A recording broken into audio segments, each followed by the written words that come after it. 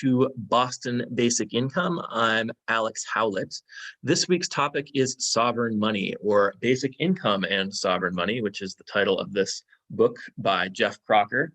And his idea is that we can use debt-free, government-created money to fund a basic income. So, in here we talk a lot about consumer monetary theory and about the government issuing new money into the economy. So there's some similarities there.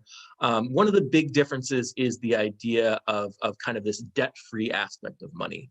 And sovereign money is, there are various movements that are trying to establish systems where all of the money in the economy is created by the government rather than through banks. So if you have a deposit in your deposit account, that's really an IOU for the actual government issued money. So you get the government issued money when you withdraw money from your bank account. And the deposits in your deposit account are just promises by the bank. So the idea with the sovereign money movement is that a lot of people kind of want to do away with that. From Geoff Crocker's perspective in particular, he's not too much worried about private money creation in the economy. What he mostly wants to do is he wants to create additional government issued money as a way of funding basic income. And he believes that by doing this, you don't have to create as much money through debt. And that's either private sector debt in the banking system or government debt. So he sees it as a solution to both. Like, you don't have to have as much national debt or as much as big of a private financial sector. So we read, some of us read a couple of different articles. They're both from 2014. The first one is by Mark Joab. I hope I'm pronouncing that correctly, but I might not be. And it's just a description of the sovereign money initiative in Switzerland. So there was a push in Switzerland, and they had a referendum saying, like, banks aren't allowed to create money anymore. We want the government to create all our money. It didn't end up passing, but it was a big thing for a little while. And then the second one is an article by Geoff Crocker entitled "The Economic Necessity of Basic Income." And he actually isn't using the term sovereign money at this point, but this article actually appears largely in this book, and he's kind of adopted the sovereign money name and the sovereign money perspective. This book came out this year in 2020. So between 2014 and 2020, he said, "Oh, these sovereign money people, what they're talking about is close enough to what I'm talking about that I want to attach myself to that concept." So I want to start by going around the room and asking the question, to what extent does it make sense? Is there such a thing as kind of debt-free money? Can the government issue money without there being some kind of debt? What does it mean for the government to be in debt? And can we use that to fund a basic income, to pay for a basic income in perhaps a way that we couldn't do if we were doing it through more traditional deficit spending? So I'm going to start with Derek, and then Eddie, and then Richard. Go ahead, Derek. I'm glad you gave a little bit of the background, because that did strike me, the sort of differences between the two approaches. It's a pretty big difference if you're going to say there should be no private sector money creation versus, well, it's too much of it and we want to use government. We want to give more of a role for government new money creation. So yeah, that's interesting, and I'd like to hear. I'd have to read more about Jeffrey and hear his thoughts on the other sovereign money movement, because I think there's big problems if we start saying, once we understand that sort of any lending going on in the economy has the potential to be money creation. If you say, well, banks should not be creating money, okay, well, that sort of sounds like, wait, banks create money? That's sort of crazy. But if you say banks should not be lending in the economy, right, that wouldn't make sense. So I think there might be some conceptual problems introduced there, which the Jeffrey view, doesn't have, to his credit, in my view. Yeah, I think that's a good point. Let's go to Eddie, Richard, and then Janae. So I really loved the Geoff Crocker article, and I agree with Derek that lending is kind of fundamental to the economy, and it's a fundamental operation within the economy, where you have savers on one side of the equation and dissavers or borrowers, which is the opposite of saving on the other side. One wants to trade spending, and one wants to spend and dissave, and the other wants to save and not spend, even though they have money that they could spend, but they want to save it instead. And that's not really something that I think would be a great idea to make illegal. Like even when you regulate it, it's very common for shadow banking to rise up, where you have banking operating outside regulations. Even with the regulations that we have now. And I really loved about the article that he talked about productivity growth. I think most economists don't talk about the effect of productivity growth of reducing labor demand, all things being equal. Economists don't talk about that enough. I think it's a very fundamental aspect of the modern economy. And I would even go just a step farther about that with him. But yeah, I'll just stop there now. Yeah. Ooh, okay. That's a little teaser for later. What is that step farther? Let's go to Richard, Janae, and then Austin. Well, in the Crocker article, he says that Britain doesn't want to be controlled by Brussels, have their money supply and dictated by Brussels. Well, it's already dictated by some people, and they already have to pay money by the credit agencies, Moody's and all the other ones. And so they dictate how much belief they have in the strength of the economy and things like that. And that affects the bond markets, and the bonds are how much you have to under the current system, you have to get bonds, and the bonds give you money to fund the economy, fund the government, and the government in turn has to pay those bonds interest. And so either way, they're being dictated to by something. Yeah, so that's an interesting point. If the government didn't issue bonds when they spent money, would they still have to pay the same amount of interest? We're gonna skip Janae because her reception is spotty. So we'll go to Austin and then Martin. Go ahead, Austin, if you're there. Yeah. Hey, yeah. So I didn't read the articles, but I have read Crocker's work previous. I may have read the article because I've read Crocker's work previously, and I really like it. In fact, I would put him in my top 3 sort of favorite economic thinkers, along with Alex and Steve Kane.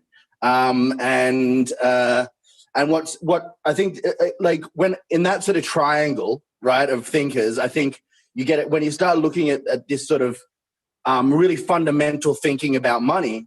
I think it's like we're in the middle of a Cambrian explosion of economic thinking. I think there's going to be because there's so many ways that this idea of sovereign money can run. Like there's too many tangents, so I won't go on all of them. But I think that there's 2 that I'll do. One is what's the difference between a debt and a promise? Because when Crocker's issuing debt-free money, it's still a promise of some kind. Like the government's promising to accept it as taxes or for payment of fines, or and then even beyond that, if the government built housing that it was then going to, or sell into the market or lease to people at a subsidized rate, they would accept this money as rent and so on. So there's this sort of fuzzy line between what's a debt and what's a promise, and there's overlap there, right? And the other thing is, the other thinker I mentioned was Steve Kane, and he is really good at talking about the role of private debt in the economy, right? And his solution, he's saying if money creation is only happening in the private sector, then we're going to have this problem that the amount that's owed is always greater than the amount that's issued, because banks charge more interest than they pay, right? I can see Alex shaking his head a little bit, so I'd like to hear what I think, and what the reason I find Steve Kane's arguments really convincing is because he shows these strong correlations between debt creation and other things in the economy, like between debt creation and employment or debt creation. So when people are borrowing money, that means that they're opening businesses and hiring people, right? And when they're paying down their debts, then they're often firing people, and so there's the role of private debt in the economy is really good, but it's also is really important, and it's very positive in that it drives growth, but it comes with this risk that the debt chases the debt chases the economy as a whole down. And Steve Keen's solution is debt jubilees, which is a really direct way of solving this problem. The government just writes off debt every now and then, which goes back to ancient times, and when the king would ascend, he would cancel all the debts. But I actually kind of think Crocker's solution is a little bit more graceful and interesting, that you just put debt-free, you put money that can pay those debts, which without increasing those debts, into the economy as a sort of not, I want to use the term easing, but it sounds too much like quantitative easing, which it's, so, or QE for the people is the language that was used by the British Labour Party under Corbyn, right? So I think that whole thing is really easy. It's, this comes back to the core idea of basic income: just give people money so that we can unlock the productive capacity in the economy. And so we can do that without everyone racking up debt, because at the moment we're using debt to do that.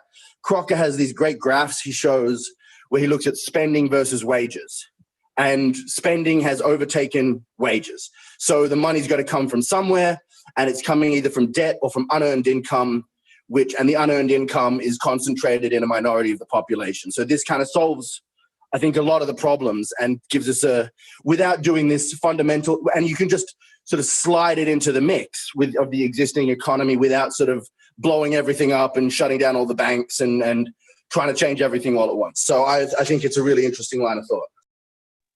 Okay, cool. Let's go to Martin. So, I'm thinking about this, and I'm thinking I'm really qualified to sort of answer the question, and even by virtue of opinion, sort of. I've often had this idea that debt creation is a sort of a disciplinary tool. It creates a certain discipline. So, one may work or engage in some sort of economic activity in order to meet certain basic needs. And one might also engage in those activities in order to pay off a debt. And that debt presumably was taken on for something that the individual values, a house, business, consumer items, or whatever. But there's if your economy sort of functions that way, there's a certain discipline there in forced repayment of the debt by norm and perhaps by law and all that sort of thing.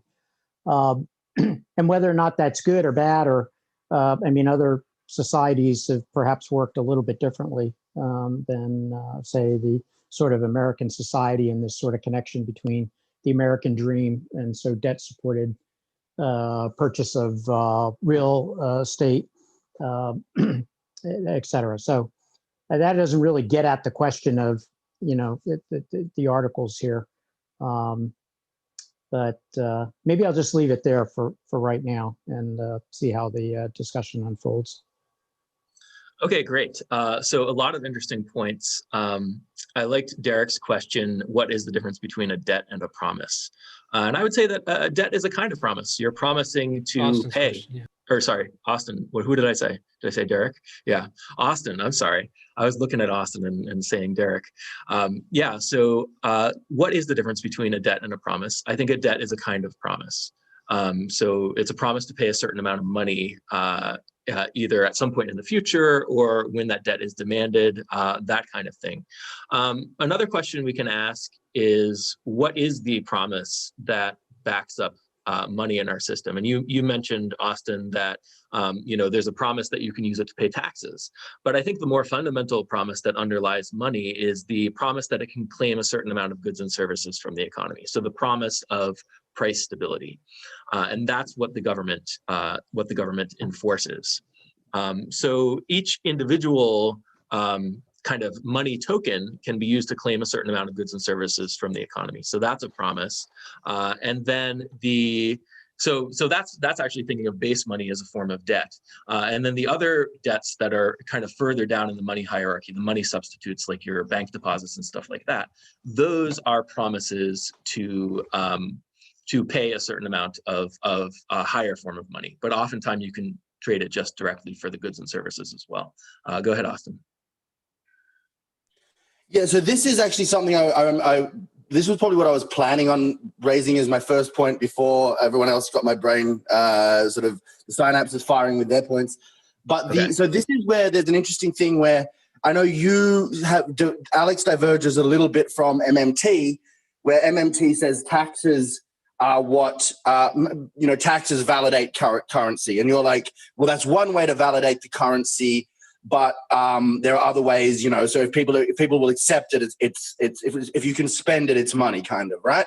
But I think the language you just used there, where you say the government promises that other people will accept it, is almost part of it, right? And it's like, I think, and this is kind of why I think sometimes I like Crocker, Crocker's view a little bit better than yours, because he emphasizes the role of government a little bit more. Substantially more, right? It's all about the sovereignty of the nation and blah, blah, blah, right? And so it's like, in Australia, we drive on the left-hand side of the road because the government says so.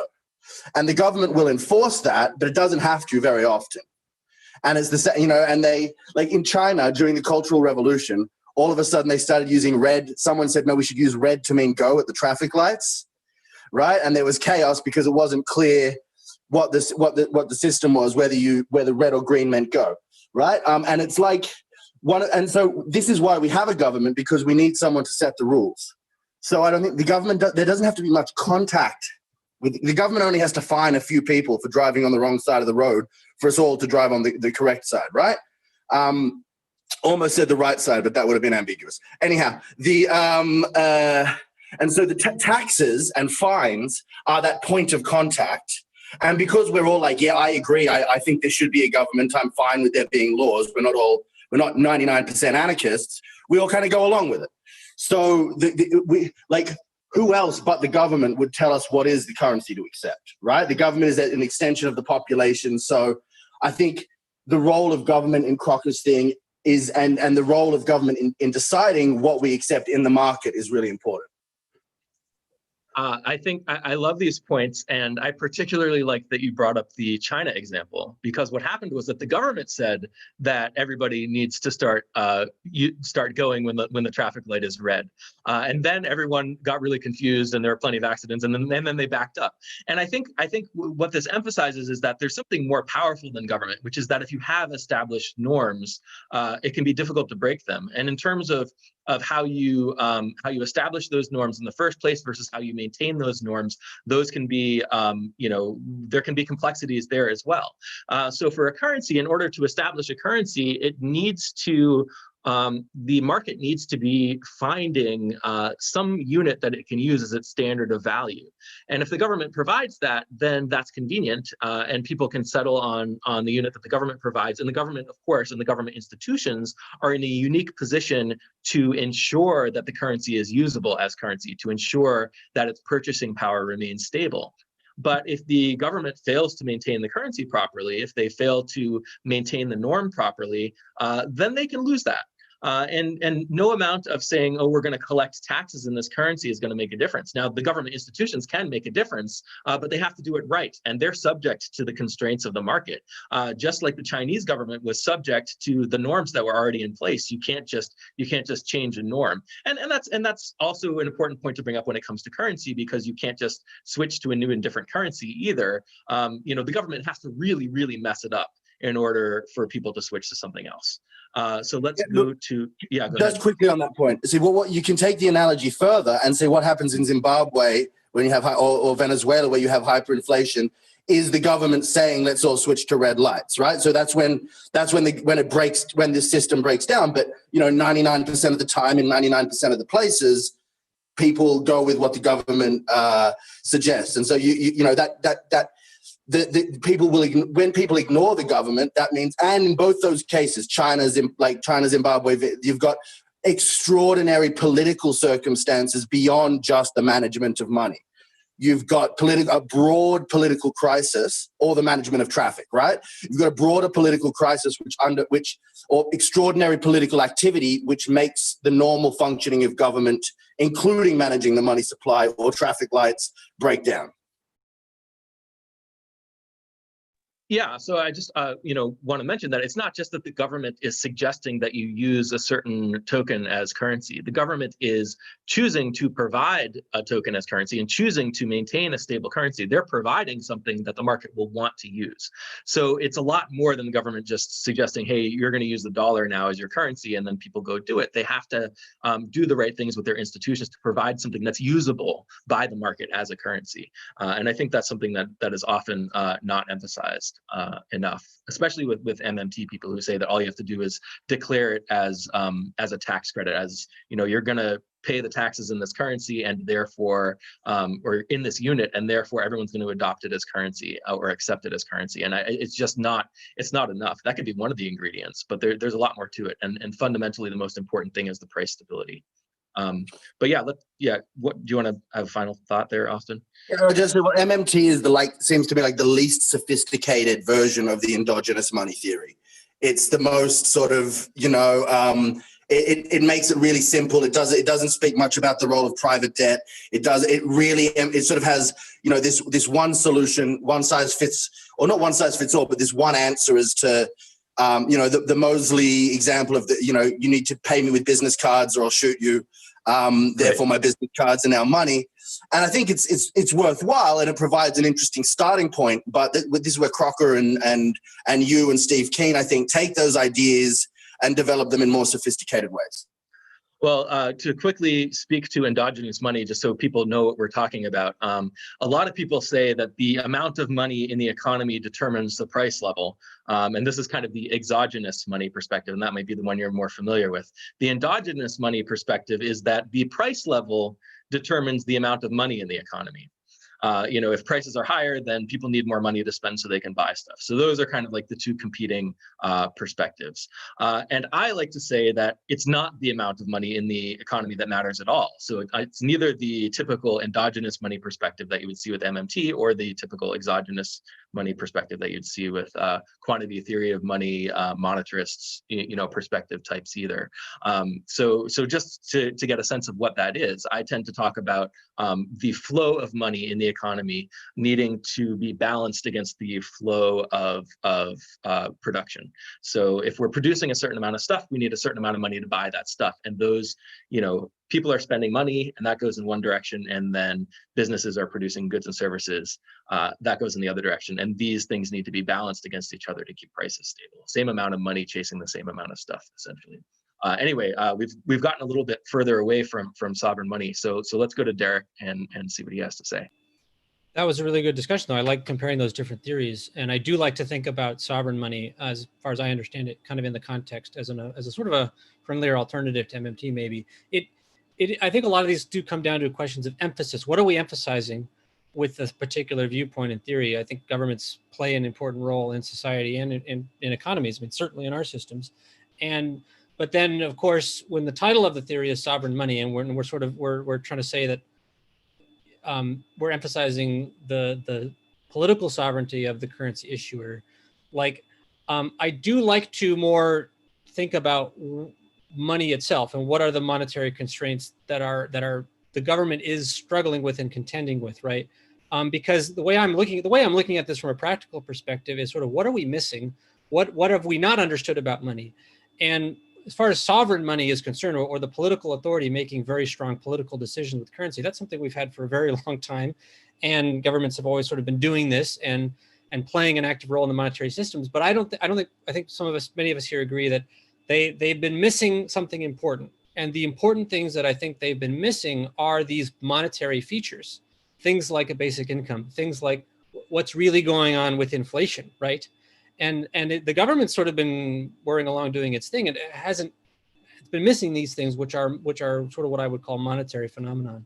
So it's just a question of what you want to emphasize. And I do like the Crocker view. I think it incorporates enough of this private sector money view compared to something like MMT. But the really what's missing, right, is the basic income. That's what we don't have. Yeah, I like what you said about it coming down to emphasis. Different people are emphasizing different things.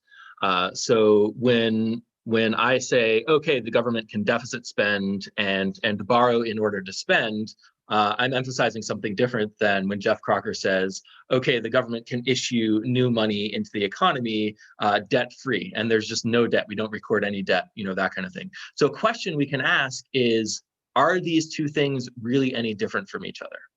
So in the sovereign money example, the government spends the money without issuing any, treasury securities, any government bonds, that kind of thing. So that mechanical step, so that part is different for sure. But at the end of the day, the amount of debt and the amount of interest that the government pays into the private sector really has nothing to do with how much money they've borrowed in the past or anything like that. It has to do with what they need for monetary conditions in the financial sector to modulate the amount of lending and borrowing in the private sector.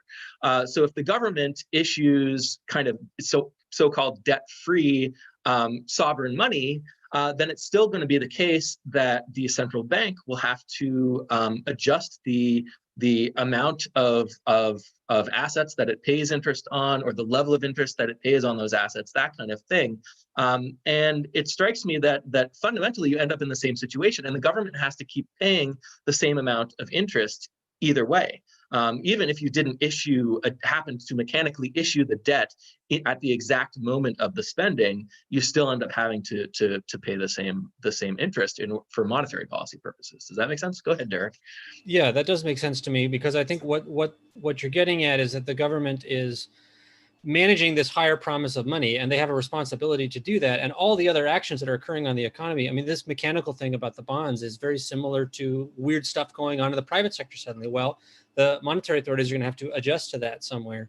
And it's all about managing that higher promise. And I think, yeah, I mean, that gets into this question of like, what is the difference between debt and a promise, right? And Geoffrey Crocker does seem to be, he seems to think it's very important, right, that we nominally separate these things and make sure that, look, it's just the government's creating the money now, and we're not calling it debt anymore. And I'm sort of sympathetic to that, because I think conceptually it feels simpler, but then at the same time, right, like the government is sort of bound by this promise too. And I feel that it's unavoidable when we look at how money is created and used in the economy. It's unavoidable conclusion, which is the unavoidable conclusion is that money itself is a form of debt, right?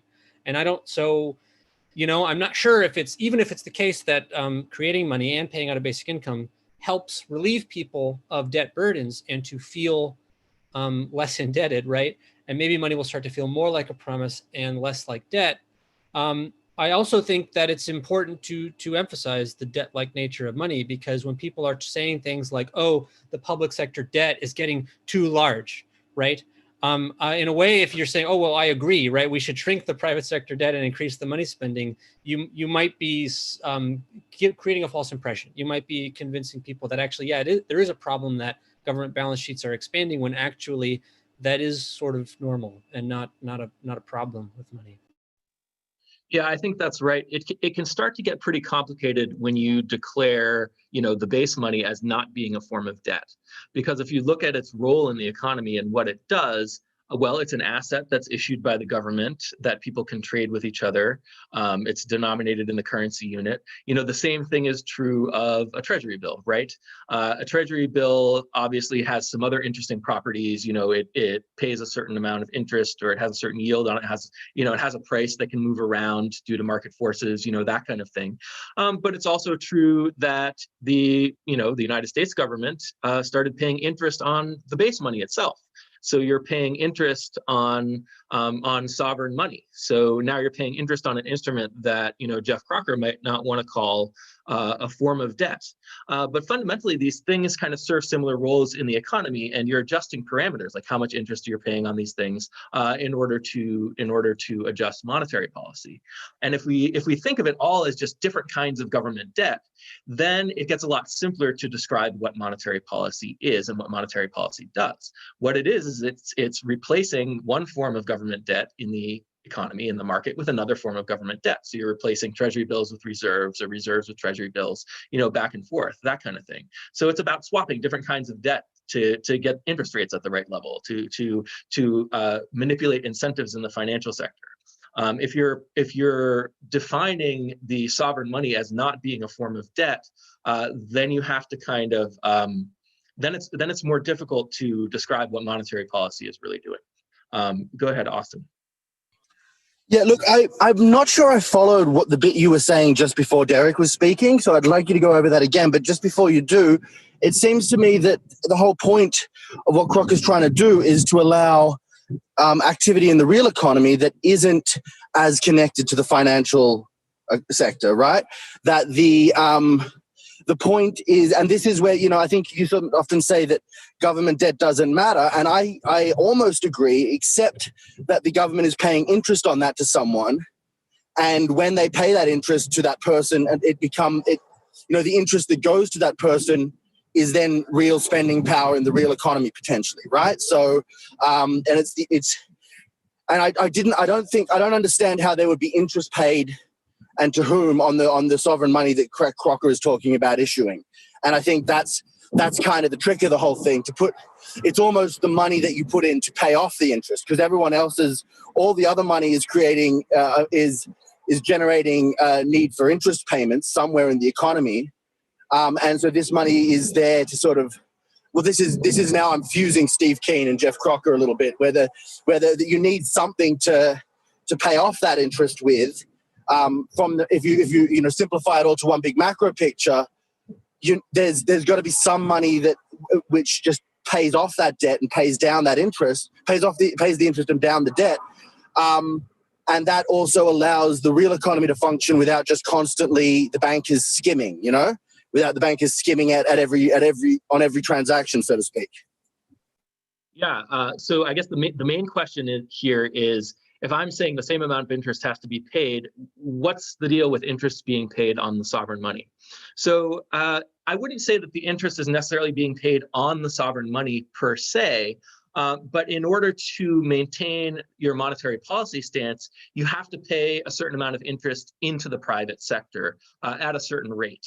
And that interest is going to be the same whether you happened to issue sovereign money completely on its own, or whether you happened to issue your sovereign money and a treasury bill at the same time, if those two things happen to be connected to each other. The fact that you're not issuing a treasury bill in connection with the issuing of the sovereign money does not take away the fact that you still need to pay the interest in the economy to keep monetary policy where you want it to be. So more concretely, we can say that if there's too much lending in the private financial sector, the government can start paying more interest on its borrowing, quote unquote borrowing, in order to pull investment away from the private financial sector. So you're not going to lend to the private sector if you can get a better interest rate lending to the government. And this is kind of like the key mechanism of monetary policy, is that it pulls investment away from the private sector by enticing private investors with higher interest rates. So you still need to do that even in a sovereign money world if you want to keep the price level stable. So that's kind of the answer to that question. So you're not really paying interest on the sovereign money per se, but as a result of having issued the sovereign money, that's going to have to change your monetary policy stance in order to keep prices stable. And it's going to end up being the same stance as it would be if you had issued the treasury bills in conjunction with the money issuance, because if you issue treasury bills, then the Fed might need to take away some of them from the market in order to get to the ultimate monetary policy stance. If you don't issue the treasury bills, then the Fed might have to add something, but you end up getting to the same spot either way. Go ahead, Eddie. Or Austin, go ahead with your response. Sorry, real quick. Wouldn't it be that it allows you to do stuff with monetary policy that you couldn't otherwise do, right? If you give everyone money, that has some inflationary effect. So you can raise interest rates. Like I'm just thinking from where we are now, where we can't really raise interest rates without, even before the pandemic, we couldn't raise interest rates without risking recession, right? And the idea is if you give people money, then you can raise interest rates. I thought, to me, that sort of seems to gel with the whole CMT idea of using basic income as a monetary lever that you put money in the economy outside the financial sector, and that changes how you can treat the financial sector. Yeah, I mean, I think that's exactly right. If you give people money, you can raise interest rates. What I'm saying is that it doesn't let you do something that we could give people money through normal deficit spending where you're issuing treasury bills, right?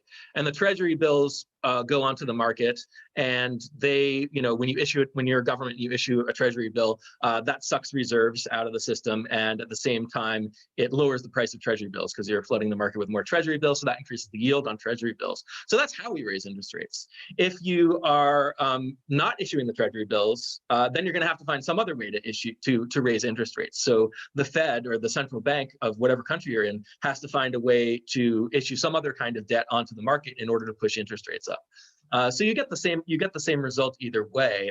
It's not that sovereign money per se, it's not that sovereign debt-free money per se is what allows us to raise interest rates. It's the giving of the money to the people that allows us to raise interest rates. Whether you call it debt-free money or whether you call it deficit spending, you get the same effect either way. Let's go to Eddie. So I actually think that the concern and the thinking about money and debt is not quite a dead end, but it's almost a bit of a cul-de-sac. I think that it's actually not the most important thing that's going on, and it's actually not where you find the explanatory power, the explanation for all the things that are going on. And so I think a lot of MMT, a lot of economists, go about in circles around it. And I think there's something else that everybody's missing. So there's my thinking on this, started with Ray Dalio, and Ray Dalio, he was in one of our meetings very early on. He has this idea about the big debt cycle, and where with on the rising side of the debt cycle, people borrow more and more, and then at some point it becomes unsustainable, and then you end up with a crash because the debts are not they're not being they're not the income that results from the investment is not enough to sustain the debt within the entire economy. That's his idea. It's a little bit similar to Minsky. But when we went over it, there's a part of it that he answers the question, well, why does the debt always grow? Why do people always have to borrow more and more? And he's kind of like, oh, this is human nature. They just, once they borrow, they like it, and then they're going to borrow more. And it's actually not particularly, I don't think it's actually a very strong explanation.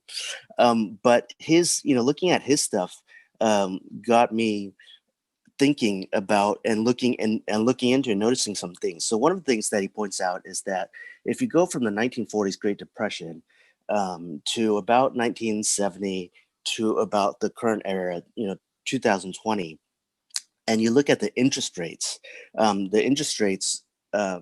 very low prior to the Great Depression, and during the Great Depression they hit zero.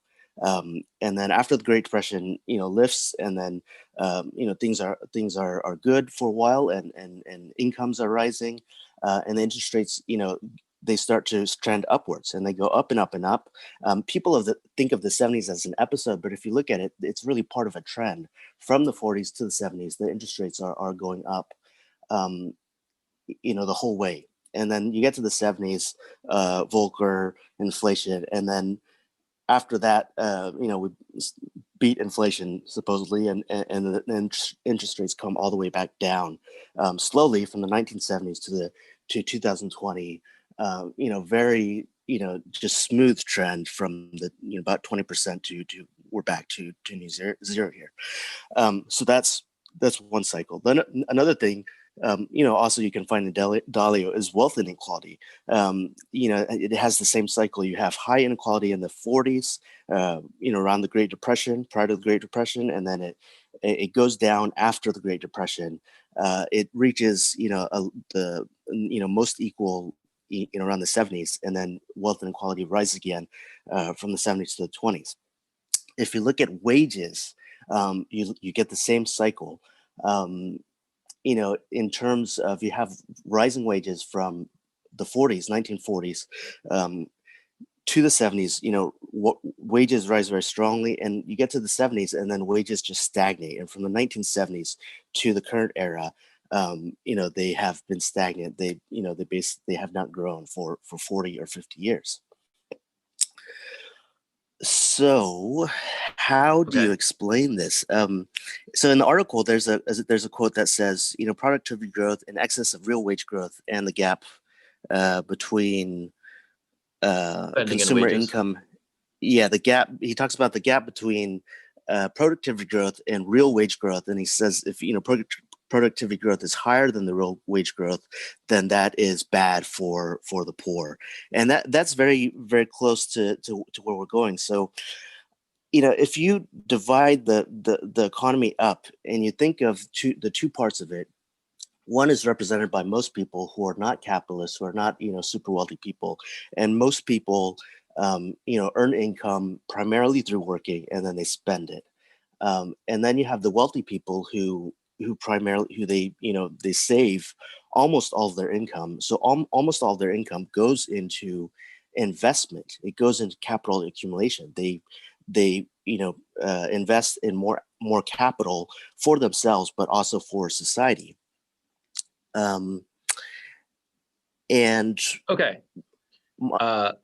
Yeah. So you've made a few points that I think I want to get to before you go any further. So as far as the cycle stuff goes, that's you can't really predict this stuff. This is not like, a science where you can say, oh, the cycle is going to take a certain amount of time. We can predict when it'll start, when it'll end, that kind of thing. These things are all subject to all kinds of variables, all kinds of risks, including political risks. You don't know what economic policies governments are going to institute, that kind of thing. So I think Ray Dalio, in that respect, is a little bit woo-woo out there, kind of astrology type thing. But he's certainly right about kind of the mechanisms of, debt accumulation. Private sector debt grows and grows and grows and becomes more brittle over time. He's certainly right about that.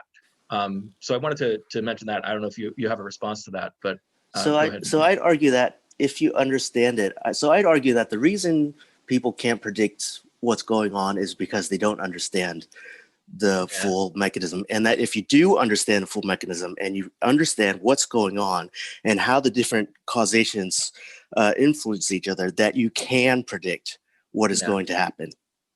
Well, I think we don't need to have a whole conversation about that. I think for now we can agree to disagree on this particular point. But I think something that's important to emphasize is that if you fund consumers directly through a basic income, then you can shrink down the private financial sector, so you don't have to have these kinds of cycles anymore. I think we both agree on that. Yes. Right. So to kind of go into the explanation. So I just talked about the facts. I mean, if you just look at these things, over the 40s, from the 40s to the 70s to now, you can look at history. You can look at these facts. You can come up with all kinds of theories and models and explanations. Regardless of what that is, it's not going to be the case. Like, depending on economic policy, depending on all kinds of different things, you could have recessions at different times. They're not regularly spaced. Even the long-term cycle is the long-term debt cycle. If you look at the four variables that I just talked about, if you look at them from the 40s to the 70s to now, it's extremely smooth. I mean, there's noise. There's noise. So the recessions. So not talking about the recessions, but just the overall. If you were to take a filter to it and look at the trend, of those four variables. Now what I want to do is drop the discussion about like the regularity and predictability of these cycles and focus on the discussion about how we can reduce the amount of private sector debt creation if we have more government money funding consumers directly. Whether you want to call that government replacing private sector debt with government debt or replacing it with sovereign money, it's the same effect either way. And I think, yeah, go ahead. So I'd say that to understand that correctly, you have to have the correct understanding you have to have a correct understanding of what's going on. So Eddie, that's what I've read the same Ray Dalio stuff that you've read. So we can just agree to disagree on this point right now. Yeah, I'm not talking about something that Ray Dalio. So what I'm talking about is the step beyond that. Ray Dalio does not actually have this thinking. Ray Dalio does not talk about productivity growth. He does talk about he's almost there, just like Geoff Crocker is almost there. So Dalio is almost there because he talks about the split between the poor and the rich. But so I want to talk about. Let's talk about the gap between consumer spending and between consumer spending and wages, or between wages and GDP. So this is something that Crocker notices, and he says, well, what we need to do is we need to use basic income to close that gap. What he doesn't see necessarily is that much of the wages are also funded by private debt. So you can close the gap between wages and output without actually solving the problem, hypothetically, because you're funding jobs through private debt as well. So I think it's useful to emphasize that basic income isn't just a substitute for consumer debt. In terms of all the data that Geoff Crocker looks at, he's comparing consumer debt to economic output and to wages. But it's more than just that. It's all private debt. And I think that's more of the kind of stuff that Steve Keen gets into. Go ahead, Eddie. So the really relevant gap is actually the gap between spending and production. Yeah, go ahead, continue. And when I say the gap between spending and production, this is one of the places where it gets confusing because everybody knows that spending and production are equal. You can only produce what people are spending to buy. Nobody produces stuff that people are not going to buy. So spending is equal to production, but the gap, I guess, should better be labeled as the gap between spending and productive capacity. So, and CMT talks about this too, and that's the whole idea of the balance between these two. This is also the balance between consumption and capital, because a big factor, there's two factors in your production. One is capital, one is labor. And labor is relatively fixed, but capital is constantly growing.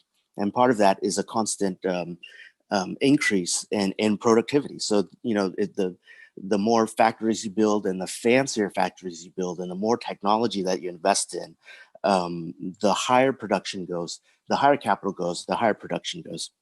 Okay. So let me just kind of sum up. I mean, like you're getting into stuff, and other people might not necessarily be following you. Okay. So when Eddie's talking, at first he said the gap between spending and production, but the gap between spending and productive capacity. So the idea is that the economy is not going to produce what people don't have the money to buy. If people don't have the money to spend, then the economy is not going to be producing it, even if it could be producing it if they did have the money to spend. So that's kind of the gap that he's getting at there. And then there's the question of the amount of money that people have to spend and the distribution of it, and whether it's enough to kind of activate the full potential of the economy. So that's what Eddie's getting at. And then there's also the question of where is that money coming from? Is it being funded by consumer debt, by other private debt, corporate debt, or is it being funded by government debt? Or if you're averse to that term, you could say, sovereign money, more sovereign money creation. So there's kind of these two variables. One is the money being distributed properly, and then the other one is how much of it is backed by unstable private debt versus stable public debt. Go ahead, Eddie. So I'd like to talk about that gap a little bit more, and there is a way to measure that gap. Economists have a measure called capacity utilization. They go to companies and factories, including manufacturing companies, and they ask a question. They say, if you could sell everything you could make, if you just, we're going to buy everything you make, what is the maximum amount that you can produce? How much capacity do you have? How many widgets could you produce this month if we promise to buy them all? So I think you and I disagree about the effectiveness of this measure, but theoretically the idea is that there's a certain amount companies could be producing, and they're producing below that amount. And so let's stick to that concept without trying to justify the particular methodologies of how they measure it or something like that. That's fine. And that's exactly the question. It's you could produce 1,000 widgets. That's your productive capacity, but you're only producing 300 because that's how many you can sell. That's how many you can sell. So so there's your spending. So if you look at capacity utilization from the 40s to the 70s to the 20s, again, it's that same cycle. It's low going into the Great Depression, 1940s. It's about high 60s, I think, and it starts dropping like a rock as you go into the Great Depression. It's doing the same thing right now. It was, high 60s before we got into the coronavirus crisis, and now it's also dropping like a rock. After you come out of the Great Depression in the 40s, it starts rising. The highest it goes is we don't need a history in the 70s, this. Eddie, and then it comes down again. For the conversation we're having now, we don't need a history of the cycles of, when we had higher capacity utilization, when we had higher employment, that kind of thing. All we need to talk about really is what the economy looks like right now. Could we be producing more? What do we think about the level of employment? Does it matter? What are people's spending levels now? How much of that is funded by private debt? We really don't need to get into this cycle stuff and this historical, levels of things. Well, here's the thing. The thing is that we could absolutely be producing more. We completely agree on that. We definitely could be producing more. But if you talk to, someone who's like a fiscal conservative, and they say, oh, you're going to get inflation, whatever, they're not going to take you on your word about that. They don't need to take me on my word. So Eddie, I'm giving you an opportunity to make your point using fewer words, right? Okay. You don't need to talk about the history. Right. Well, go ahead. So my point is this: if you think about it, because this is how you understand it, you have to look at the facts. And if you look at the facts and think about what does that mean, so consumption and consumption and production, those are locked together. Those have to be the same. But what happens if you don't have enough aggregate demand? And we are arguing that, we don't have enough aggregate demand. And Keynesians, even MMTers, many people argue that we don't have enough aggregate demand. But, to understand it further, you should realize that the way that the lack of aggregate demand shows up so hold on a second. I'm going to interrupt you again going down, because I am definitely not arguing that we don't have enough aggregate demand. I'm arguing that consumers don't have enough access to what the economy can produce for them. It's not about getting people to buy more in order to kind of activate the economy or something like that. It's about, in terms of what the economy is doing, how do we ensure that people have access, even if the economy is underproducing or whatever? How do we ensure that they have access to whatever they would want to get out of the economy? So it's not to boost aggregate demand. Yeah. Well, we're saying the same thing with different words. So we're saying the same thing with different words. That's exactly what I'm saying. Is that because consumers don't have money, then they cannot. The factory can produce 1,000 widgets in generalizing widgets over the entire economy, everything the economy can produce. Right. The factories can produce 1,000 widgets, but the consumers cannot buy 1,000 widgets because they don't have money. And that's right. And all I'm saying is that the goal isn't to get the factory to produce all 1,000 widgets. The goal is to get consumers in a position where they can buy enough widgets for whatever their purposes are, even if it's less than 1,000. Actually, this is really central. This is what I'm saying, is that people get into this cul-de-sac and get locked up, thinking about money and worrying about money and debt. But, what is the point of having factories that can produce 1,000 widgets if you can only buy 300? That is irrational. Yeah. That makes no sense. And so there's no point in buying that factory, in building that factory to produce 3 times what you can actually buy. Yet that factory actually gets built. Yet we actually get to that place where the productive capacity grows and grows and grows, but That's the right. consumer's access to that capacity does not keep up. That's right. That's the So point. oftentimes if we have capacity going unused, it doesn't look like necessarily physical factories that aren't operating. It looks like the factories that never got built because there wasn't enough that people weren't wanting to buy the products that would be produced by those factories. I would say both of those. There's Yeah. the factories that are on the ground are not working Right. as they could, and in addition, very key here, there's all these factories that could have gotten built, but they didn't get built.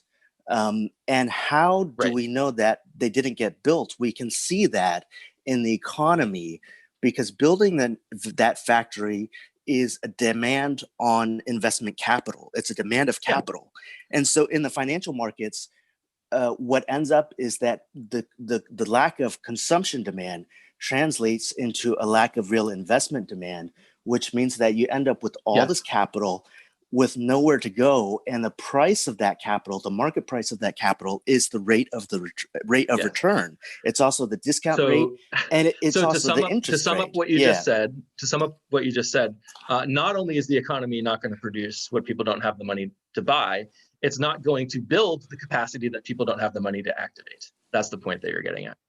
Exactly.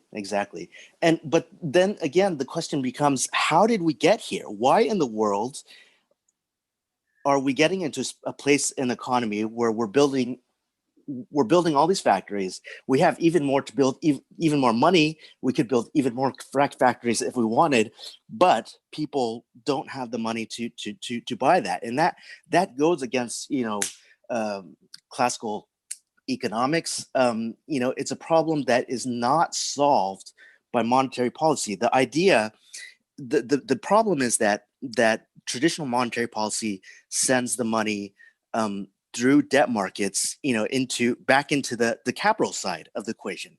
But so you Eddie, don't are you getting to kind of like the end of your point? Hey, I mean, we're here every week. We got into some meat here. So you end up with pushing money into the capital side, but what you really want is to push money into the consumption side. And so I guess to summarize the point that Alex wants me to say in few words, but I'm not sure it can be done, is that in the absence of a calibrated monetary, UBI, there is no mechanism.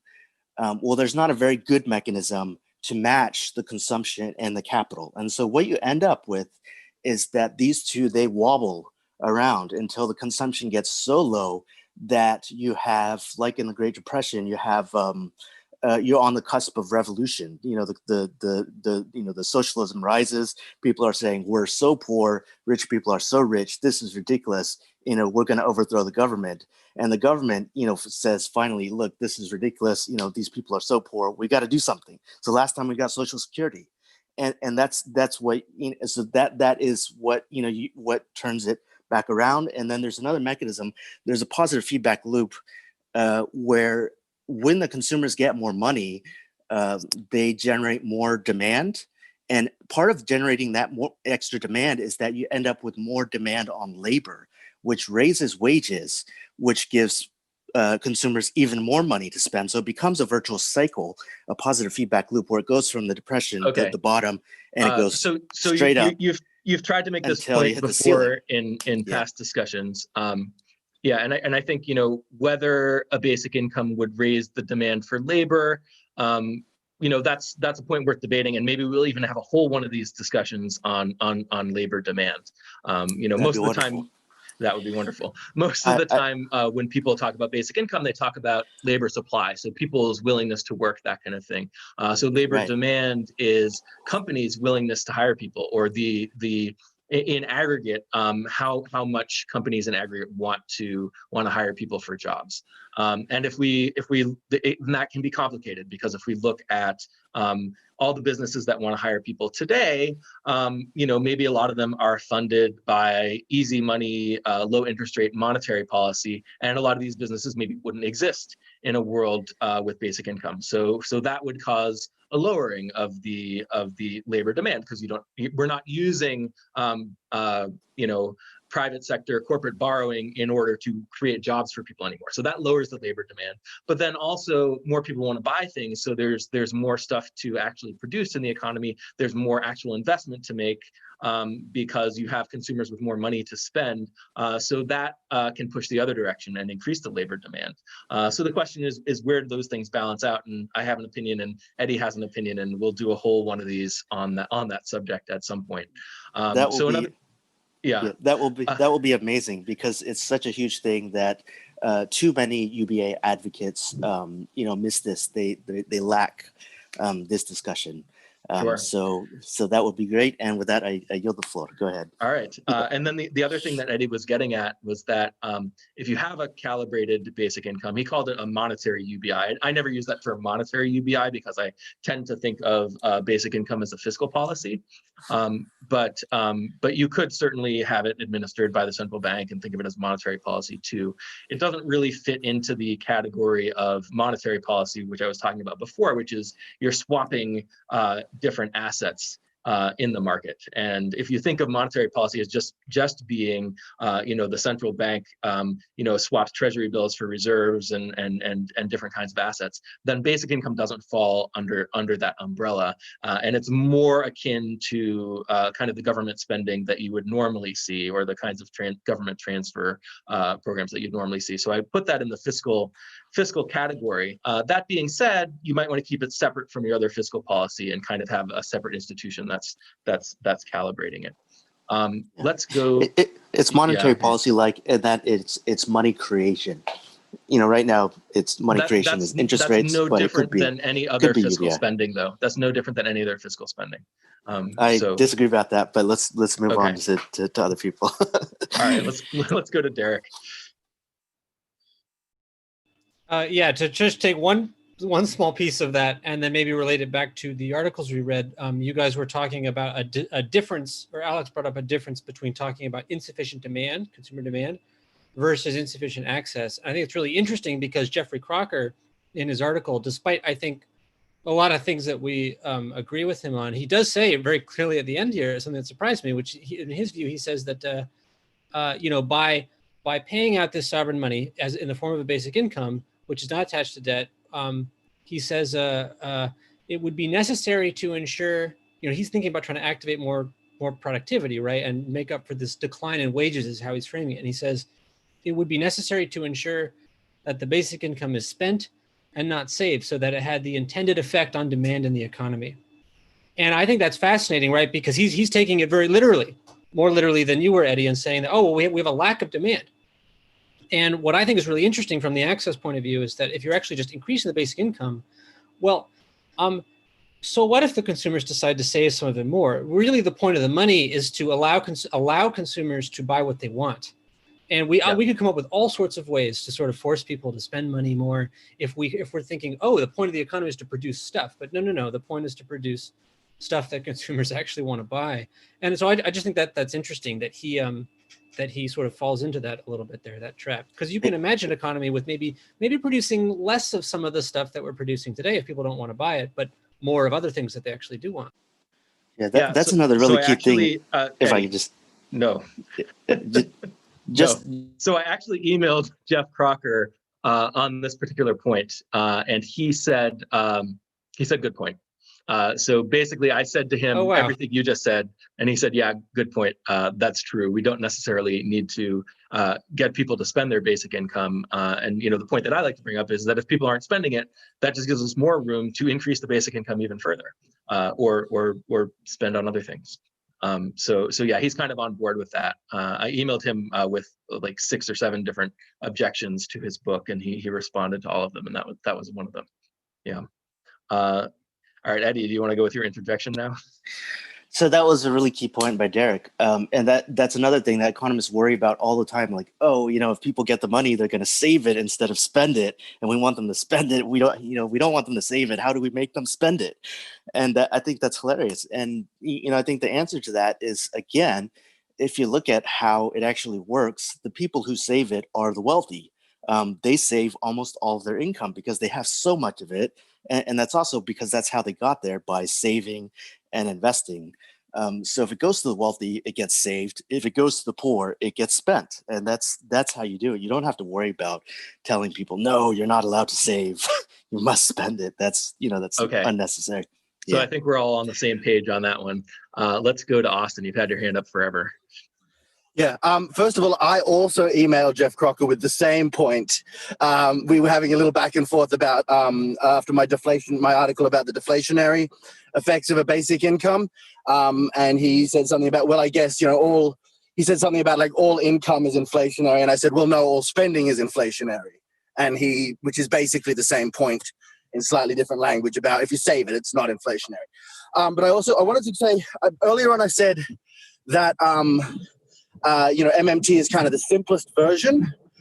And one of the reasons I think that's of this, sort of alternative monetary theories, right?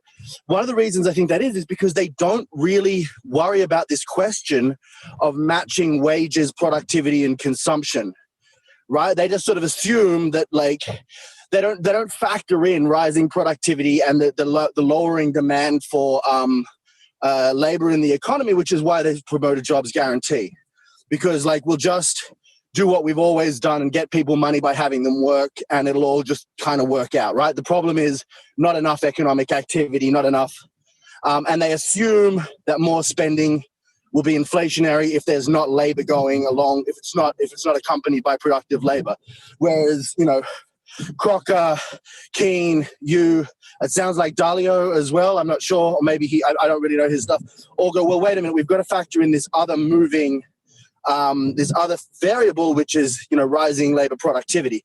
I also wanted to say that we do produce a lot of stuff that no one uses. So there's two margins. There's the margin what people consume and what's actually produced, crops that get thrown away or whatever. And, I remember when I was working in a bookshop, throwing out books on the Millennium Bug on January 1st, 2000, right? So there's a lot of stuff that get, boxes and boxes of them that no one ever bought. So there's a lot of stuff that gets produced and never gets used. So there's two gaps there. There's what we consume. Then above that, there's what's produced. Then above that, there's what could be produced. And I think it's probably, if we were talking about measuring, it's probably easier to measure that first margin and use that as a heuristic for the second. And there's lots of office space. But back to that point which leads back to this point about labor productivity, right? So the basic income attempts to bridge this gap between where productive capacity grows faster than wages, and faster than wages sort of need to from a labor market point of view, right? But the other thing is, so much consumption is driven by labor, right? And this is my thing with the deflationary effect of a basic income. Like most transport costs in the world are to do with commuting to work, right? There's a huge amount of like clothes that you wear to work and stuff like that. And so right now, there was an article a couple of days ago I saw somewhere saying, oh no, where there's the hidden office economy, which is collapsing, right? So it's the Starbucks underneath the building, the taxi from the train station, all of these things. And they're like, and the leases of the offices, that now that everyone's doing remote working, this industry is collapsing, right? And they're saying, this is good for the companies that don't have to rent the office space, but what about the builders? What about the Starbucks baristas? What about all of these people who will miss out? At what cost, they said, right? So the saving they're expressing is a cost, right? And it shows how fundamentally, like, our economy is this Jenga tower that has to keep getting taller, but can't. And that leads back to what I think Steve Keane is really good at expressing at the macro level, which is debt. Like, so we were talking before about why do people just keep borrowing more because it's human nature. And Steve Keane's explanation, I really want to hear Alex's response to this, because he was shaking his head when I brought it up before, is that, well, no, it's a macroeconomic systemic fact that if the amount of debt doesn't just have to be increasing, it has to be accelerating, because it has to stay ahead. The more you borrow, the more debt there is in the economy, the more interest payments need to be made. So for the economy not to fall over, even more debt, then that has to be created. Then even more than that, then even more than that. So you have this like an addiction, where the withdrawals get worse and worse and you need a higher and higher dose. And it's never a good time to get clean, but you can't just keep upping the dose or you'll have an overdose, right? It sounds to me like that's kind of, so look, there's the productivity and wages question is one, variable. Then there's the what's driving consumption variable, which is the other thing that when basic income comes in, it sort of solves one problem, but it raises what is currently another problem, in a sense of lowering certain kinds of demand, or another variable becomes active once you bring the basic income in, which is how much of this consumption is actually work consumption. It's not factored in as business to business services, but in effect it is. It's really Starbucks propping up, the office building that's next door because people come get their coffee on their way to work, right? And or servicing that business. If the business didn't exist, even though it's consumer spending, if the business didn't exist, the services wouldn't be required, right? So there's all this economic activity that's happening that maybe we don't want, right? Like there's this assumption that all economic activity is good and it's sort of good for its own sake. And then there's the question of whether, fiscal spending can solve this debt crisis, and whether there's even a boundary between fiscal and monetary spending is really the right way to think about it, or is whether you have to think of them all together. So sorry if that's a little bit of a crazy mind map, but there's just so much around this idea. Yeah. So I agree with Steve Keen that it's not just kind of a psychological thing that people keep borrowing more. It's certainly the case that the borrowing needs to keep increasing to sustain, the functioning of the economy. So in terms of what the Fed does is they say, or the central bank, they say, oh, there's not enough borrowing. We're going to stimulate the financial sector and create more borrowing to prop up consumer spending to where we want it, to prop up investment to where we want it, to kind of keep everything going. So it's certainly not, just human nature or something like that. It's kind of a necessary consequence of the running of the economy. So I agree with Steve Keen on that. Now, if you have sovereign money creation or money that's backed by public debt, that can keep growing exponentially forever. Like the rate of growth of public debt can keep growing forever, and that does not create the same kind of instability that the growth rate of private debt does, or the growth of private debt does. So Steve Keen argues for intermittent debt jubilees in which you forgive everyone. I think you can just solve this problem by substituting public debt for private debt, or substituting sovereign money for private debt creation. Yeah, go ahead, Austin. Yeah, and this is bringing it back to the article on sovereign debt. So I think there's a lot of agreement there between Keen, Crocker, you, and what Eddie's talking about, what I'm talking about. But the thing, I guess, that I think differently about, and where I sort of side a little bit more with Steve Keen's moved a little bit away from the debt jubilees. He's sort of accepted that a basic income he says it's more politically feasible and it'll kind of do an okay job. So let's do that. But the difference, I guess, is the government debt is debt to somebody. So there's someone out there who owns that debt and who's getting an interest payment. And that's that. So if it gets big enough, those interest payments become a big part of the economy. And I think the reason me and you think differently about this is we think differently about inequality. Whereas I know you're, I'm an inequality hawk, you're an inequality dove or something, however you want to put it. And so giving more money to the wealthy people who will own this government debt has detrimental effects and could be an issue later on.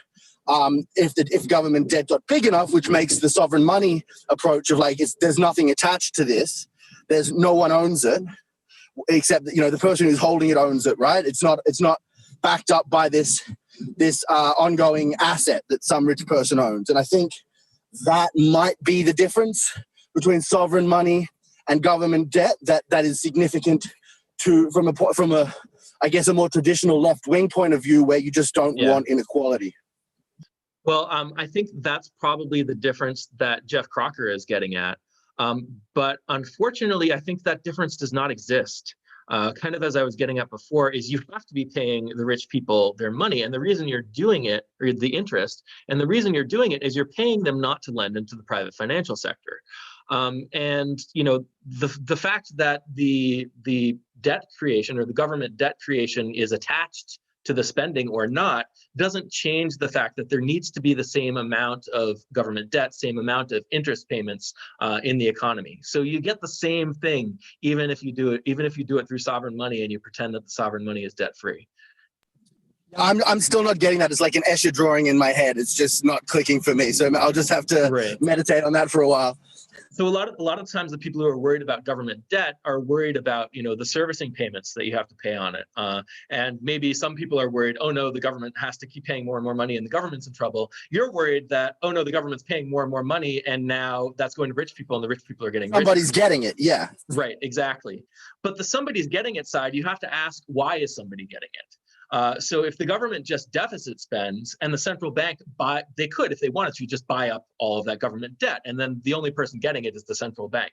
The reason they're choosing not to buy it all up is because they need to leave some of it on the market for monetary policy purposes. They need to have higher interest rates to pay rich people not to lend in the private financial sector. So if you do sovereign money, it's the same thing. The central bank still has to figure out a way to pay that interest to those rich people in order to keep the financial sector stable, in order to keep the price level stable.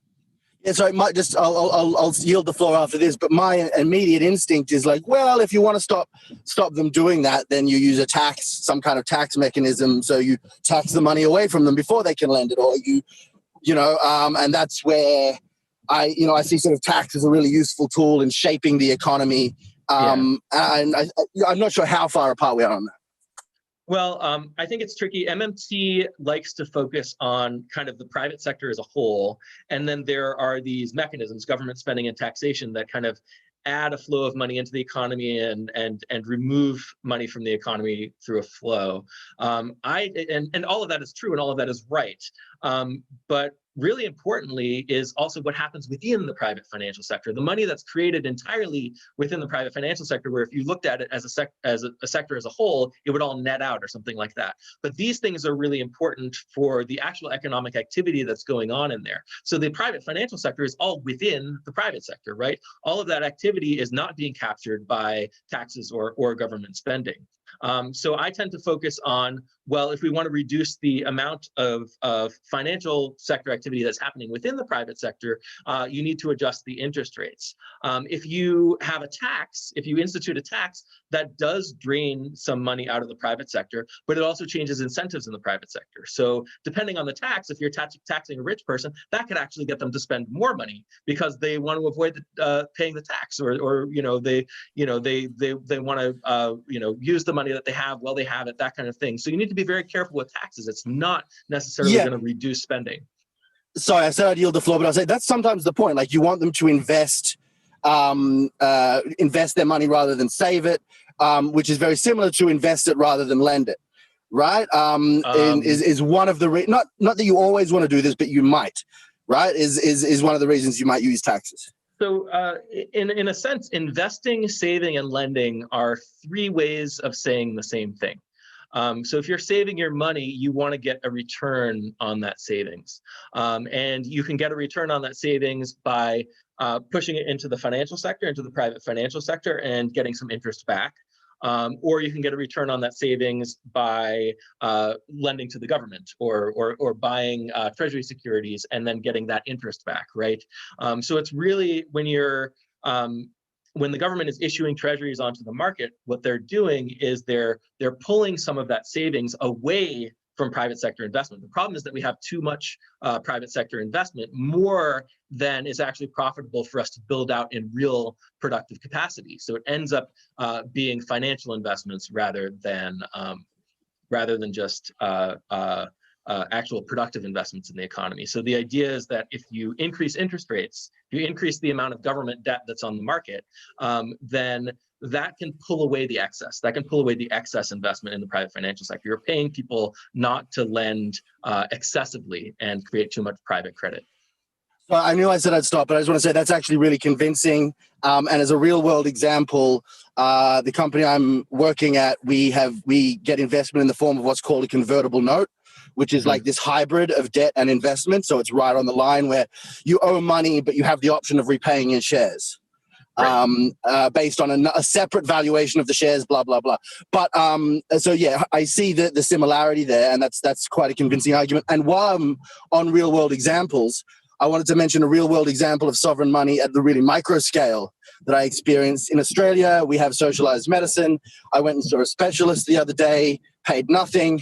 Then I get a check in the mail, which is from the Reserve Bank, and it's got the doctor's name on it, but it is two signatures. There's me and the head of the Reserve Bank both have to sign the check, and then I give it to the doctor, goes into his bank account, turns into normal spendable balance inside his account. So this is, literally just a piece of paper, right? Literally just a check from the Reserve Bank directly into the hands of a real world human being, rather than going through any financial intermediaries. So I just thought that was a really neat example of sovereign money in action. Yeah, I would say that all government spending is an example of sovereign money in action. So the government spends base money into the economy. They spend, the economy's ultimate money. Now, in terms of things that aren't sovereign money, what's interesting about this is that it's from the Reserve Bank, that the check actually comes into my hands and has the governor of the Reserve Bank signature printed on it. You know what I mean? It doesn't go through, Doesn't matter if it's from the Reserve Bank version. or the Treasury. I suppose it's a more obvious version. What's interesting to us for this discussion isn't whether the government issues base money or issues sovereign money. We all know that. What's interesting to us for this discussion is, the question of, is it really a form of debt? And, is it really different from kind of the CMT perspective? If we understand that monetary policy still has to do the same thing, do you really get anything by saying this money is kind of debt-free government money and not creating a government debt security at the same time, not creating that T-bill or a T-bond or something like that? And my hunch is that no, you don't get anything above just saying it's saying flat out that, hey, this is deficit spending, and doing it the normal way. Let's go to Derek. That sort of brings me back around to the point I raised my hand for a while ago, which is it's sort of what you feel matters and whether or not you think these categorizations matter might depend on sort of what you're defining the problem as that you're trying to solve. And Austin was talking earlier about the differences between, MMT, CMT, these different views.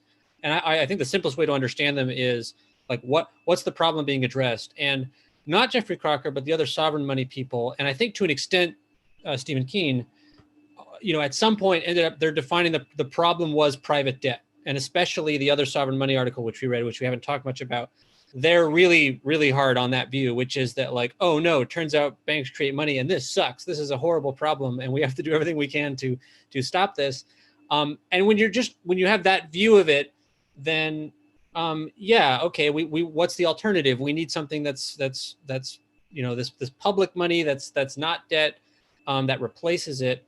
But, I think what differentiates that from the Geoffrey Crocker view or the Alex Howlett view is that really it's getting narrowing and saying, well, really the problem is consumer poverty.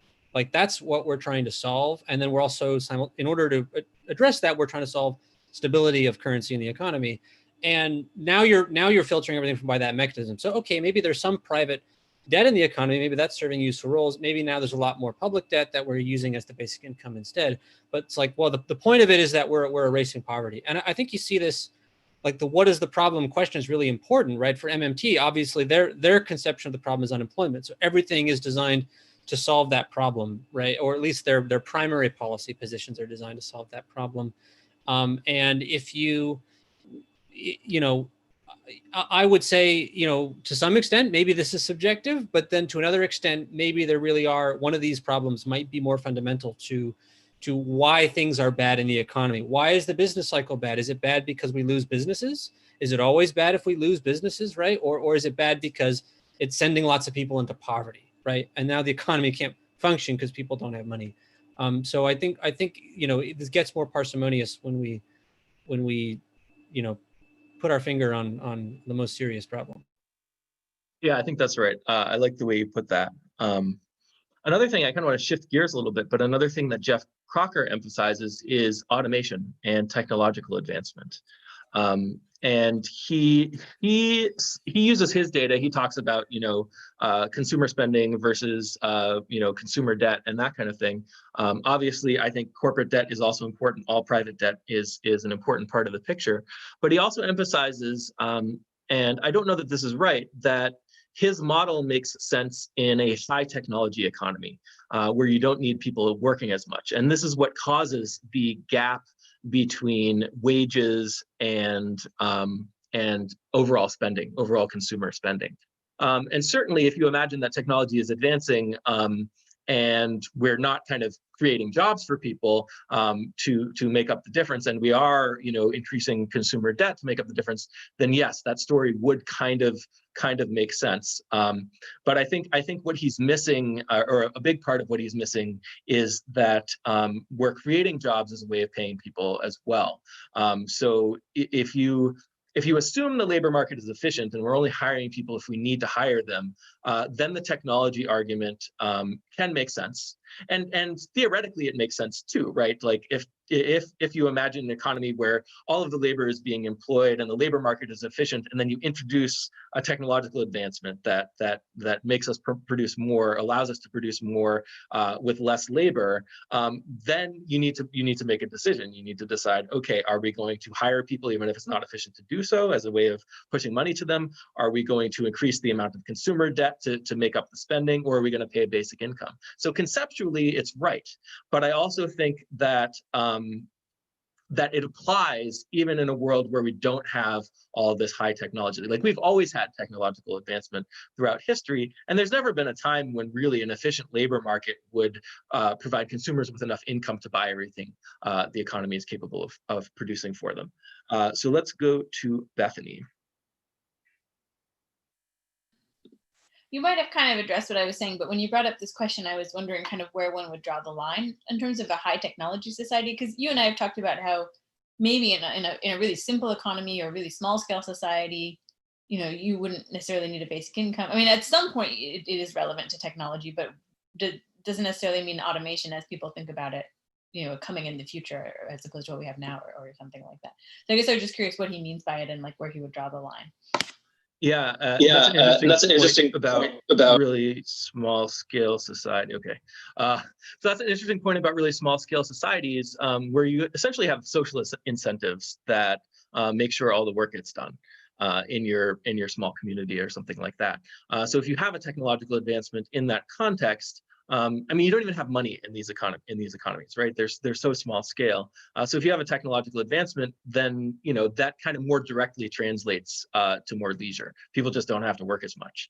Whereas if you have a large scale monetary economy and people need the money to be able to access the economy's product, then you don't have that same mechanism anymore where technological advancement automatically translates into more leisure. You have to actually provide people the money so then they can take advantage of the product of the economy and not have to like if the way they got their money was selling their labor, then you run into a problem, and this is why everyone's afraid of robots and stuff. Yeah, it's more like technology helping with your chores at home, in a small scale society, in the sense that like you directly get the benefit. There's not an intermediary. That's system. Exactly right. And in a large scale, monetary market economy, you have to have basic income as that intermediary. So it's more that it's about large scale versus small scale than it is about high technology versus low technology, because the way technology, the use of money and selling labor, right, as a factor in the economy, not just working for yourself or exactly. Right. Okay, let's go to Austin. I just wanted to jump back to what Derek said about defining the problem, and specifically what Steve Keen defines the problem as, and that goes from which follows on from Hyman Minsky, which is absolutely the cyclical instability. So that's why there's a post-Keynesian counter-cyclical thinking. They're worried about the boom and bust cycle. And as a tangent, one of the things they're worried about is the political instability. They're like, how did we get Hitler through this? You know, we don't want to have these big crises where, you know, the people's, you know, the rug is pulled out from under everyone and then they reach for a demagogue, right? Like, obviously relevant in the US context right now, and worldwide, right? So I think that's what they're worried about. But I do think the CMT, you know, Howlettian response to that is really interesting. That, well, if we can protect people and everyone's okay and everyone's got, you know, some degree of financial security, then it's kind of great when, or at least okay when, you know, inefficient, unnecessary businesses shutter, right? And that way we can have a more efficient economy. Not you talk about more efficient labor market, but more efficient resource use generally, by allowing businesses to be eliminated in this sort of Darwinian cyclical process, driving us towards greater efficiency. And I just wanted to touch on the large scale versus small scale and technologically advanced versus technologically simple. Those two things are pretty related, right? Like large economies, it makes sense to build a really high-tech factory and have really advanced technologies if you have a large society and you're going to be making, if you need to make enough bricks for one house, you can just dig a mud kiln. But if you're going to make enough bricks for 50,000 houses, then you build a factory with machines and blah, blah, blah. Yeah, I think that's right. I think there's also a difference. If you're a household, there's a difference between a household that has access to a washing machine and one that doesn't. So there's like a concrete technological advancement where you benefit from it directly at a small scale level. Yeah, so let's go to Eddie. So Austin mentioned the Steve Keen's debt thing, and I think that's a bit of a a wrong focus, where if you frame the original problem is people are worried about the crash. They're worrying about a crash, and so they think that the debt cycle is a cause of this. And I would argue that it's actually not the ultimate cause. The ultimate cause, again, is the imbalance, the excess of capital. And we have to distinguish here between real capital, building the factories, and financial capital, which is like rich people with money or bonds that can buy the factory. And so when you when you can't build those factories because not enough consumption, then the financial capital has nowhere to go. So it's actually the debt increase, the debt bubble, and at the same time you also get a financial bubble in stocks and whatnot. Is caused by all this excess financial capital. It has nowhere to go. So what happens is, I've got to find a return, so I keep lowering the interest rates. The supply is up, the price keeps going down, until finally somebody says, okay, I'll borrow it, I'll take the money for 1%, 0.5%. Yes. Yes. So the government debt is an outlet for the financial capital. And also, real investment is an outlet for the financial capital. So on both ends, if you have consumers with more money who are going to buy actual stuff that's going to be produced, now you can direct some of that financial capital towards real productive capital. And at the same time, if there's still any excess, you can direct that financial capital towards buying government debt. So that's why it's important to have a certain amount of government debt out there to kind of take some of that pressure off of the private financial sector. And another thing is that I would argue that before the 1800s, there's very little productivity growth in the world, and so the big part of all of this dynamics is post 1800s, which is part of why if you go back to the 1800s, classical economists they would not have understood any of this, because they didn't have any very much productivity growth to look at in history. Yeah, I think that's right. And also everything happened slower. A lot of times, crises would happen if there was like a drought or something like that. You had a bad harvest in the season, and then it would affect the banking sector or something like that. Right. But that's even, Yeah. yeah. So you wouldn't have these kinds of just asset bubbles that would grow and grow. But there was, of course, there were people accumulating money. They just, accumulated gold in vaults, and there was some banking going on, but it was usually more shorter term, funding businesses. You're borrowing money so that you can get your inventory and then sell your inventory, and you use that to pay back the debt and stuff like that.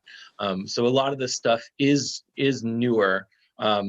And even in terms of stable purchasing power of money, stuff was happening so slowly that you could kind of use gold as your standard. And there were monetary problems kind of throughout history, but everything's kind of more accelerated now. Yeah.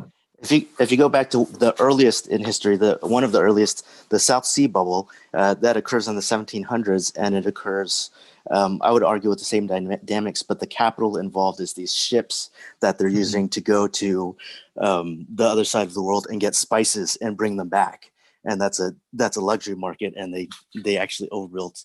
I'd argue they actually they got a capital bubble with those dynamics, and that's why you had the South Sea bubble. Yeah, too much capital, too much financial capital.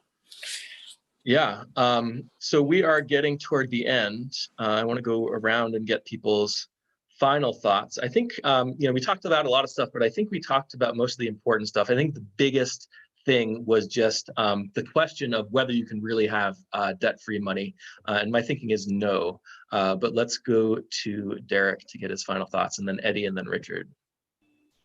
Yeah, we sort of passed over the first article, and we're talking mostly about Crocker's view. I mean, I thought it would be interesting to go through the first one, because that's where that question becomes more cogent, I think, because they really do feel that the creation of sovereign debt-free money itself will solve the problem. But I think by nature of the fact that Crocker comes in and is saying, well, here's this basic income thing, it kind of suggests that that's not quite true. You can imagine the government creating nominally debt-free money, and if it's doing exactly the same things that it's doing today, or doing worse things, then that we couldn't really say that would be increasing prosperity or the capacity of the economy. So for me, that's what it comes down to. Yeah. Go ahead, Eddie, and then Richard, and then Austin. So again, I think the sovereign money problem is really just solving the wrong problem, and the real problem that we need to solve is the imbalance of capital and consumption, and the way that the consumers are not able to have the consumption that the capital would otherwise provide. Yeah, I think maybe calling it sovereign money as if it's something special is a little bit of a red herring. Let's go to Richard, Austin, and then Martin. I don't really know what to say. I'm not really great at like complicated economic things, so I guess I'm done. Okay, that's fine. Let's go to Austin, Martin, and then Bethany. Just want to say this has been really great. And while I missed the opportunity, to speak last week because we had the panel on, if you got Steve Keen and Geoff Crocker on and had a three-way panel with them trying to sort this mess out once and for all, I think that would be really interesting to listen to. They're both in the UK, so you'd have only one time zone to worry about. But I guess the only thing I'm not getting is I just think this is a really rich area to sort of mine in. But what I'm not getting is this sort of how sovereign money is the same as government debt point that you're making. And I think you should write a blog about it with diagrams going through it in like super slow motion with lots of practical real world examples so I can understand it, please. Okay, more work for me to do, but that sounds good. Let's go to Bethany, or let's go to Martin and then Bethany.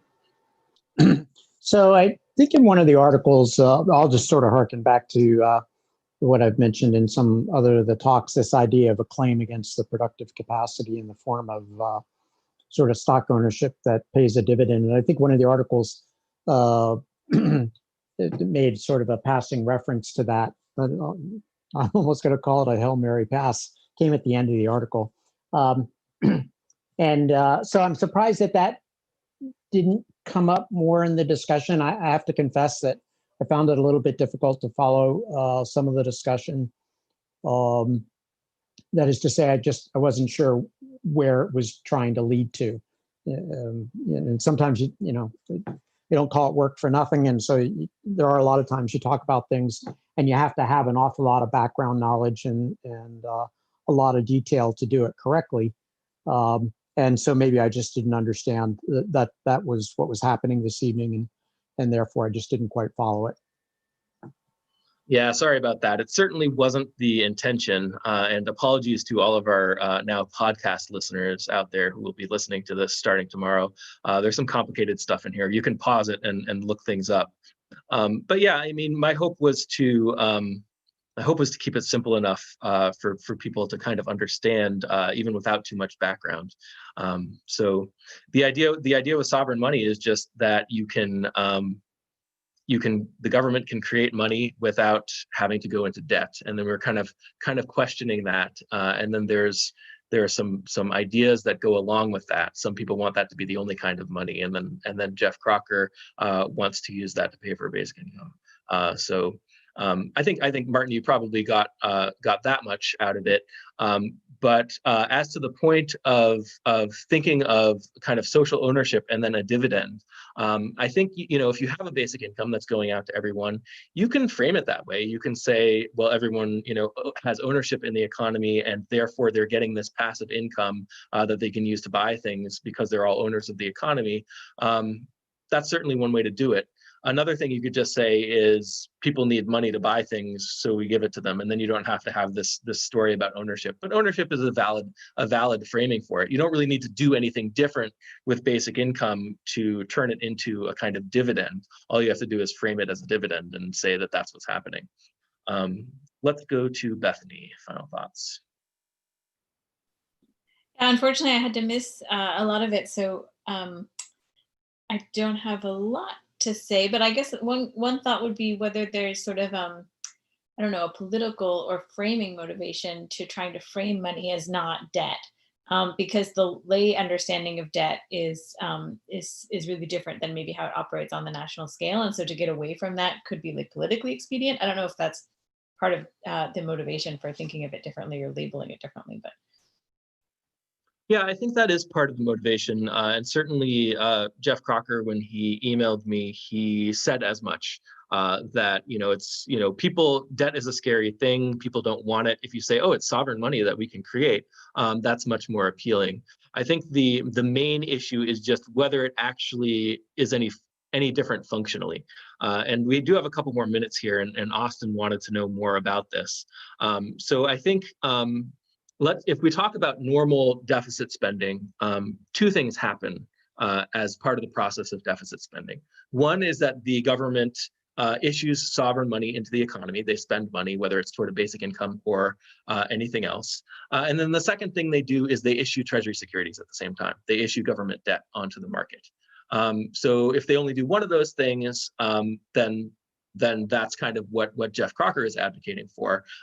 Just do the part where you spend the money, and don't do the part where you're issuing debt onto the market, where you're issuing government debt onto the market. Now, the thing about government debt is that the amount of it that actually ends up on the market is not determined by how much deficit spending there was. It's not determined by how much money the government added to the economy. It's determined by the central bank for monetary policy purposes. So you have these two things that happen at the same time, and then the central bank immediately jumps in and buys up any excess.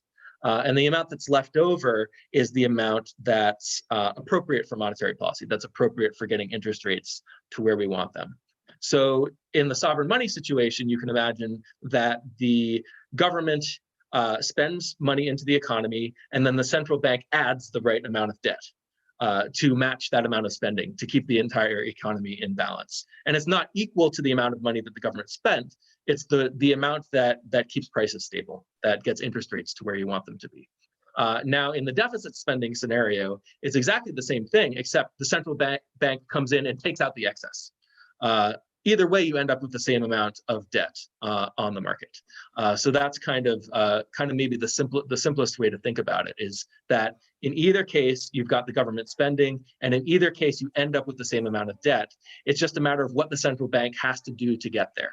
Does it buy up the excess, or does it put more out onto the market in order to get to the same end point? So then yeah, go ahead, Austin.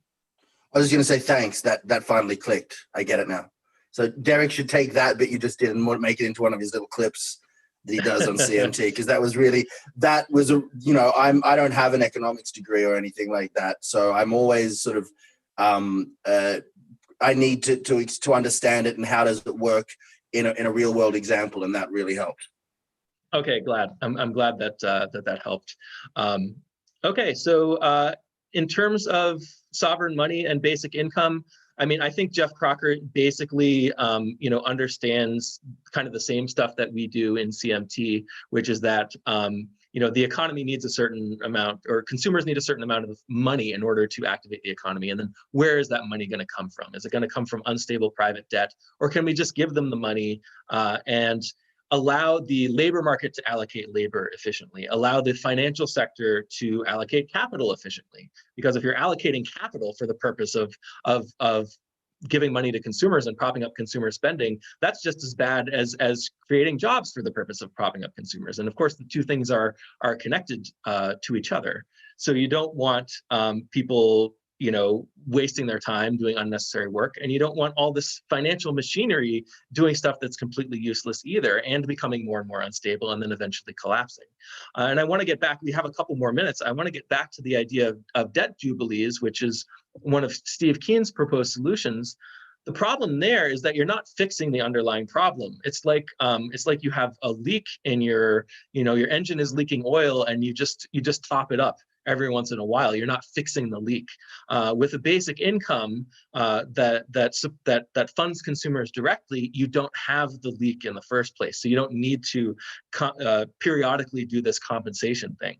And the debt jubilee has this problem where if everybody's expecting a debt jubilee, then I'm not going to lend to you. I'm not going to lend to you if I know that that debt is just going to get erased. So then that causes problems in the financial markets too. And then, you know, and then people who know about the debt jubilee and know that the debt is going to be erased, and they do find a way to borrow, they're going to be like, oh, I'm just going to borrow a ton of money and then I don't have to pay it back. So it kind of breaks the financial sector the way it's supposed to work. All right, let's do two more. Can I quickly, what Steve King would say is that what he suggests, which might be a partial solution to that, is that people who don't have debt would get a cash injection. So if I borrow and you don't, then at the day the jubilee happens, you get that amount of money as a payment to you, whereas I just get a debt reduction. So there's not as much incentive, at least from the borrower's side, to borrow ahead of a jubilee. But I don't think that completely solves that problem. Yeah, it doesn't completely. It's like it's like the government paying people's debt for them. And then if you're going to do that, why doesn't the government just give people their basic income so they can pay their debts in the normal way? Yeah, I think he's basically accepted that in his later work. He's in fact, and especially because he's talking much more now about technology and productivity and the production side of stuff. And he does accept that, you know, the need for labor is going to keep dropping. So I've heard him advocate for a basic income explicitly as well. Cool. Yeah, so it would be cool to have one of these with Geoff Crocker and Steve Keen. Maybe we can set one up that is earlier in the day so it's compatible with their time zone. Geoff Crocker was saying that he would love to be here, but it's, you know, it's midnight for him and he's in Portugal doing, you know, trying to, yeah. So maybe at some point in the future, we could set something like that up. I don't know how easy it would be to get to Steve Keen, but we can look into it. All right, guys, I think that's going to be it for tonight. This was a fun discussion, got pretty heated, but I think we covered most of the questions and comments that people had. Next week's topic is the social safety net. So to what extent does it make sense to think of basic income as part of a social safety net? Why do we live in a world with an economy that leaves people behind or drops people and requires them to be caught in a social safety net? And is that something we can address as well? So that's next week's topic. Thanks, guys. Thanks.